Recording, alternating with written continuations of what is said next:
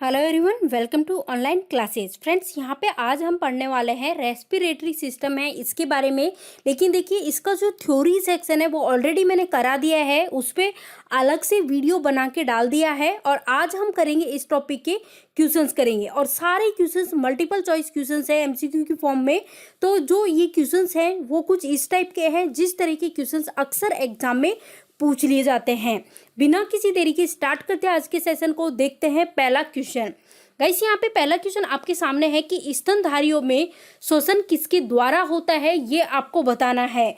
स्तनधारियों की बात हो रही है। स्तनधारियों में श्वसन की बात करें तो फेफड़ों के द्वारा होता है, तो आपका आंसर होगा ऑप्शन बी, फेफड़ों के द्वारा। नेक्स्ट क्वेश्चन है कि फेफड़ों में गैसों का आदान प्रदान जो है वो किनके माध्यम से होता है। ऑप्शंस देख सकते हो आप। ऑप्शंस है रुधिर द्वारा, वायु कूपिकाओं के द्वारा, या फिर श्वास नली के द्वारा, या फिर धमनियों के द्वारा। तो जो फेफड़े होते हैं इसमें गैसों का जो आदान प्रदान होता है वो होता है वायु कूपिकाओं के द्वारा होता है। और मैंने जब इसका थ्योरी सेक्शन कराया था उसमें मैंने अच्छे से पढ़ाया था कि फेफड़े जो होते हैं इनके चारों ओर क्या होती है, कूपिकाएं होती है, और उन्हीं के द्वारा गैसों का आदान प्रदान होता है। नेक्स्ट क्वेश्चन, मनुष्य में दायां फेफड़ा कितने पिंडों में विभाजित होता है, ये आपको बताना है। ऑप्शंस है, ऑप्शन ए 3, या फिर 2, या फिर 1, या फिर 4। तो फ्रेंड्स, बात करें दाएं फेफड़े की तो ये टोटल 3 पिंडों में विभाजित होता है, तो आंसर हो जाएगा ऑप्शन ए, करेक्ट आंसर हो जाएगा। देखो, जो मनुष्य में दायां फेफड़ा है ये 3 पिंडों में विभाजित होता है, लेकिन अगर बाएं फेफड़े की बात करें तो बायां फेफड़ा जो है वो 2 पिंडों में विभाजित होता है। नेक्स्ट यहाँ पे क्वेश्चन है कि हमारे द्वारा छोड़ी हुई मतलब कि हमारी छोड़ी हुई सांस की हवा में कार्बन डाइऑक्साइड जो है इसका बताना है कि इसकी लगभग मात्रा कितनी होती है।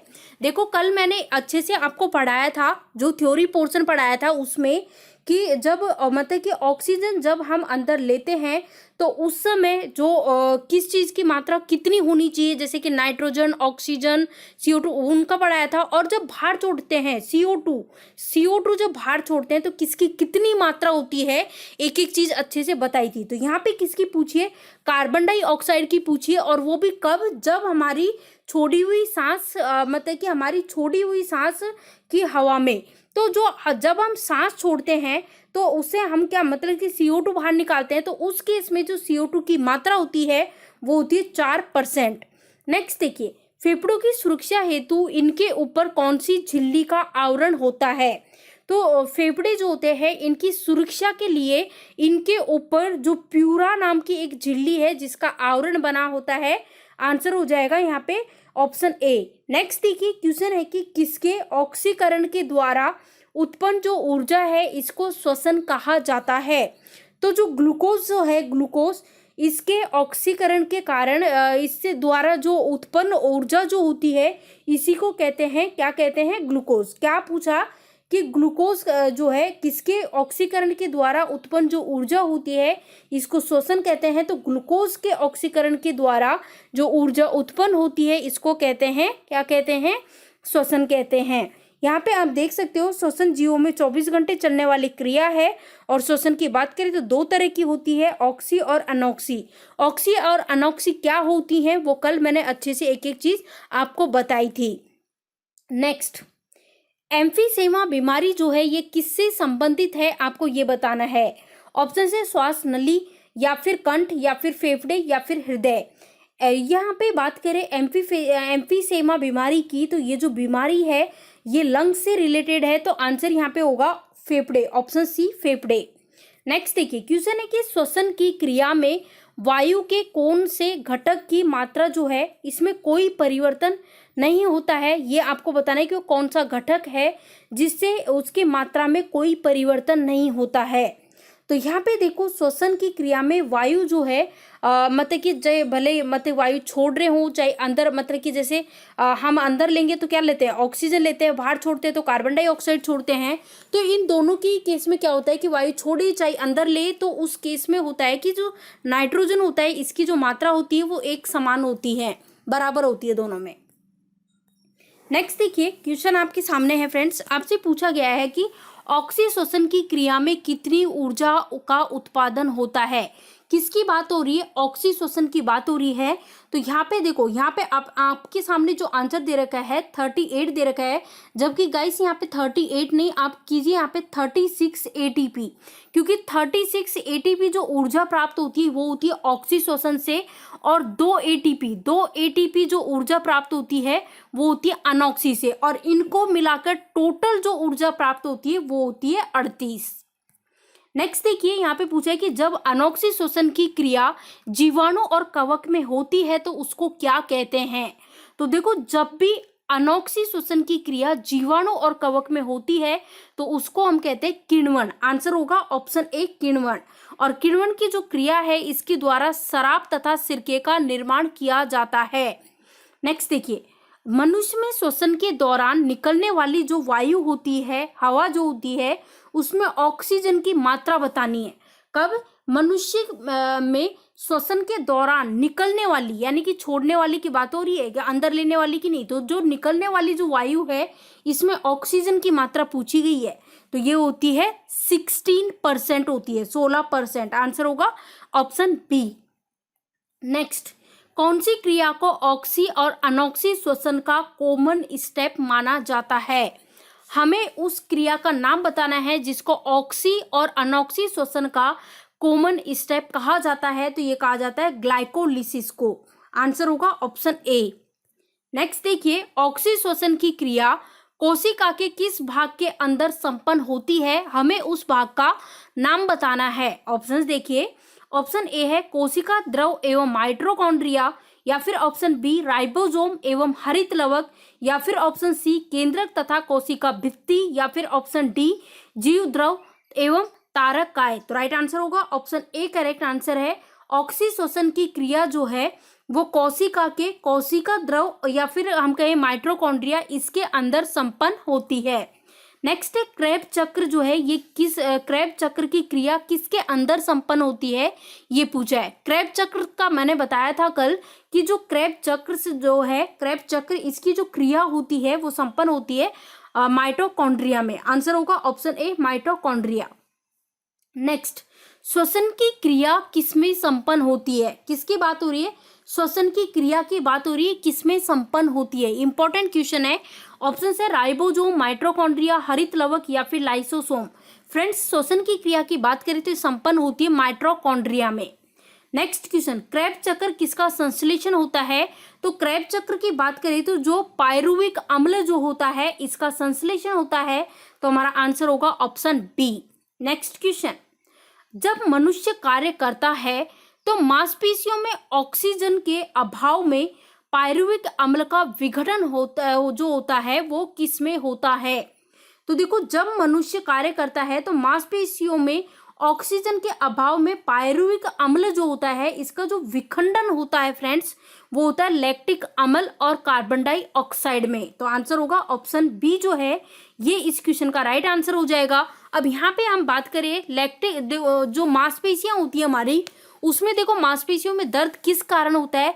तो यहाँ पे क्या होता है कि मांसपेशियों में लैक्टिक एसिड जो होती है वो जमा हो जाती है, इस कारण से मांसपेशियों में दर्द होता है। नेक्स्ट देखिए, क्वेश्चन है कि श्वसन के दौरान सर्वाधिक मात्रा में कौन सी गैस छोड़ी जाती है। ऑप्शंस देखिए, ऑक्सीजन, नाइट्रोजन, कार्बन डाइऑक्साइड या फिर इनमें से कोई नहीं। तो देखो, श्वसन के दौरान सर्वाधिक मात्रा में नाइट्रोजन छोड़ी जाती है। नाइट्रोजन की बात करें तो फ्रेंड्स 78% छोड़ी जाती है, ये भी आपको ध्यान रखना चाहिए। और यहाँ पे देखिए श्वसन की मात्रा में ये तो हमने देख लिया। नाइट्रोजन ग्रहण कितनी की जाती है, तो ग्रहण की जाती है 78%, और छोड़ी कितनी जाती है, छोड़ी भी जाती है 78%। चाहे भले ग्रहण करे चाहे छोड़े, दोनों में मात्रा सेम रहेगी नाइट्रोजन की। लेकिन ऑक्सीजन की मात्रा अलग है, जब हम ग्रहण करेंगे तो 21% ग्रहण करेंगे और जब छोड़ेंगे तो 16% छोड़ेंगे। इसी तरह से कार्बन डाइऑक्साइड की बात करें तो ग्रहण करेंगे 0.03% और छोड़ेंगे 4%। नेक्स्ट, अनॉक्सी श्वसन का अंतिम उत्पाद कौन सा है। ऑप्शंस देखिए, पायरुविक अम्ल, फ्लूमेरिक अम्ल, ग्लूकोज और एटीपी या फिर लैक्टिक अम्ल। तो यहाँ पे बात हो रही है अनॉक्सी श्वसन की बात हो रही है, जिसका अंतिम उत्पाद जो है वो है पायरुविक अम्ल। आंसर होगा ऑप्शन ए। नेक्स्ट क्वेश्चन देखिए, नेक्स्ट क्वेश्चन आपके सामने आ चुका है। गहरी सांस लेने पर कितने लीटर गैस ग्रहण की जाती है। ऑप्शन देखिए 3.5, 1.5, 4.5 या फिर 6। तो फ्रेंड्स गहरी सांस लेंगे हम तो उस समय जो गैस ग्रहण करते हैं वो करते 3.5 लीटर गैस ग्रहण करते हैं। तो हमारा आंसर होगा ऑप्शन ए। नेक्स्ट क्वेश्चन, एक वयस्क यानी कि एक जो नॉर्मल मनुष्य होता है वो 1 मिनट में कितनी बार सांस लेता है? ये बहुत ही इंपॉर्टेंट क्वेश्चन है गाइस, ध्यान दीजिएगा। यानी कि ब्रीदिंग रेट की बात हो रही है। तो नॉर्मल मनुष्य की बात करें, साधारण मनुष्य की, तो इसकी 1 मिनट की ब्रीदिंग रेट की बात करें तो ये होती है 12 से 15 बार सांस लेता है। तो आंसर होगा ऑप्शन बी। नेक्स्ट क्वेश्चन, एक ग्लूकोज के पूर्ण ऑक्सीकरण पर कितने एटीपी अणु का निर्माण होता है? अब यहाँ पे देखो, एक ग्लूकोज के पूरी तरह से ऑक्सीकरण पर एटीपी का मान पूछा है, मतलब कि कितने एटीपी अणु का निर्माण होता है। टोटल एटीपी पूछा है जो कि है 38।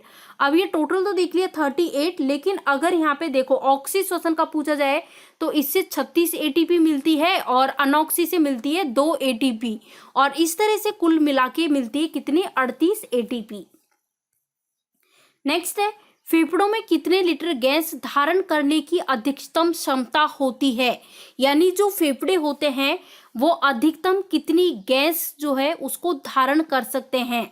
ऑप्शन है 9 लीटर, 11 लीटर, 5 लीटर या फिर 7 लीटर। फ्रेंड्स यहाँ पे बात करें फेफड़ों की तो फेफड़े जो हैं वो 5 लीटर गैस धारण करने की इनकी अधिकतम क्षमता होती है। तो हमारा आंसर होगा ऑप्शन सी, 5 लीटर। नेक्स्ट क्वेश्चन, ऑक्सीजन का ग्रहण एवं कार्बन डाइऑक्साइड का उत्सर्जन की जो मात्रा होती है ये किस पे डिपेंड होती है ये बताना है। ऑक्सीजन का ग्रहण करना और कार्बन डाइऑक्साइड का उत्सर्जन करना, इसकी जो मात्रा होती है वो निर्भर करती है हीमोग्लोबिन पर। आंसर हो जाएगा ऑप्शन ए, करेक्ट आंसर होगा हीमोग्लोबिन। नेक्स्ट देखिए, कोशिकीय श्वसन कोशिकाओं के अंदर कितने चक्रों में पूरा किया जाता है ये बताना है। कोशिकीय श्वसन की बात हो रही है। कोशिकीय श्वसन में कोशिकाओं के अंदर कितने चक्रों में इसको पूरा किया जाता है?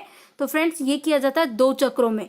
इसे रिलेटेड फैक्ट्स यहाँ पे आप देख सकते हो। कोशिकीय श्वसन कोशिकाओं के अंदर 2 चक्रों में, और 2 चक्र कौन कौन से? ग्लाइकोलिसिस और क्रेब के माध्यम से पूरा होता है। तो 2 चक्र हमने देख लिए हैं, ग्लाइकोलिसिस और क्रेब, इसके माध्यम से ये पूरा होता है।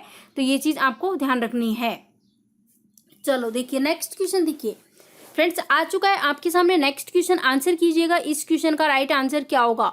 क्या पूछा है आपसे? आपसे पूछा है कि भोजन निगलते समय सांस मार्ग को बंद कौन कर देता है, ये आपसे पूछा गया है। ऑप्शंस आपके सामने है गाइस, आंसर कीजिए क्या होगा इस क्वेश्चन का राइट आंसर। तो जो हमारा आंसर हो जाएगा इस क्वेश्चन का वो होगा एपिग्लॉटिस, यहाँ पे करेक्ट आंसर होगा ऑप्शन ए। नेक्स्ट देखिए, नेक्स्ट क्वेश्चन आ चुका है। क्वेश्चन है कि फेफड़ों में जो श्वास नली होती है इसकी शाखा का जो अंतिम भाग जो होता है वो कौन सा होता है, उसका नाम पूछा है। ऑप्शंस देखिए, श्वसन निकाय या फिर वायु कूपिकाय या फिर श्वसनिया या फिर वायु कोश। देखो फेफड़ों में जो श्वास नली होती है इसकी शाखा का जो अंतिम भाग होता है उसको हम कहते हैं वायु कूपिकाएं। आंसर हो जाएगा वायु कूपिकाएं। और वायु कूपिकाएं जो होती हैं फेफड़ों में, इसी के द्वारा जो गैसों का आदान प्रदान होता है। तो ये भी ध्यान रखना है। नेक्स्ट है कि फेफड़ों की कुल क्षमता कितनी होती है ये बताना है।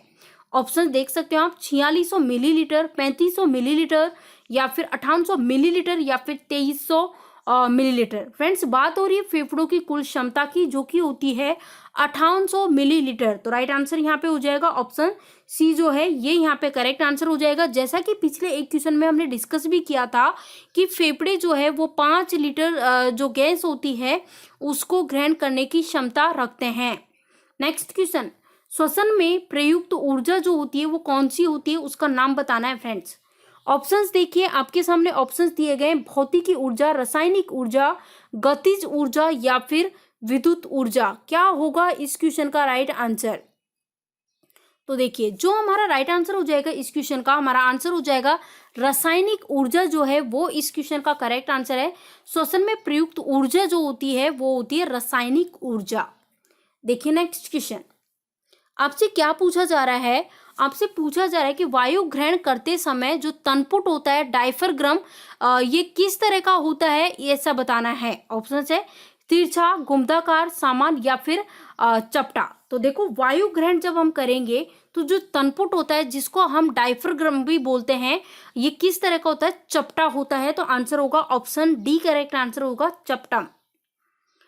तो देखिए इस तरह से करके इस टॉपिक से रिलेटेड जितने क्वेश्चंस बन पाए हैं फ्रेंड्स, उन सभी क्वेश्चंस को यहाँ पे कवर कर लिया है। आपको वीडियो पसंद आया हो तो आप वीडियो को लाइक कीजिए, और जिस भी तरह के टॉपिक की, चाहे वो मैथ्स हो, चाहे वो रीजनिंग हो, चाहे साइंस हो, चाहे जीके हो, चाहे इंग्लिश हो, कोई सा भी सब्जेक्ट हो, जिस भी तरीके की वीडियोस की डिमांड है उसके लिए आप कमेंट करके हमको बता सकते हो। और वीडियो पसंद आया हो तो वीडियो को ज़्यादा से ज़्यादा शेयर कर दीजिए ताकि ज़्यादा से ज़्यादा लोगों तक ये वीडियो पहुंच पाए। Thank you for watching this video.